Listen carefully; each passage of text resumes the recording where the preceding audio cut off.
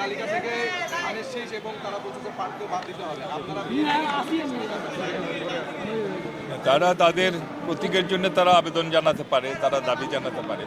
অন্য প্রতীক নিয়ে যেটা যে প্রতীকে বছরের পর বছর যুগ যুগ ধরে এদেশে রয়ে গেছে, ইতিপূর্বে বিভিন্ন নির্বাচনে যে প্রতীকে ভোট হয়েছে, জনগণ ভোট দিয়েছে, সে প্রতীক নিয়ে তারা অবজেকশন দেওয়াটা এটি খুব একটা ভালো দেখাচ্ছে না এবং এটা মানুষও ভালোভাবে গ্রহণ করবে না।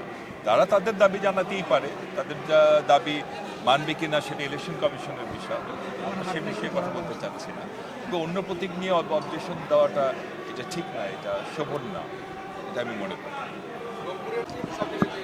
আমার মনে হয় জাহিদ ভাই বলে দিয়েছেন এই প্রশ্নের উত্তর। বিএনপি একটি পপুলার পার্টি, এখানে এক এক কনস্টিটিউয়েন্সিতে আমাদের এমপি হওয়ার মতো বহু লোকজন আছে, খালি একজন দুজন না, 10-12 জনও আছে বা আরও বেশিও আছে।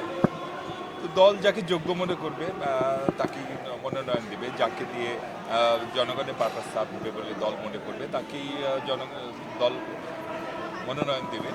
তবে এটা হওয়াটাই স্বাভাবিক, এটা পপুলার পার্টিতে অনেক ক্যান্ডিডেট থাকাটাই স্বাভাবিক, এটা আমরা স্বাভাবিকভাবে গ্রহণ করি।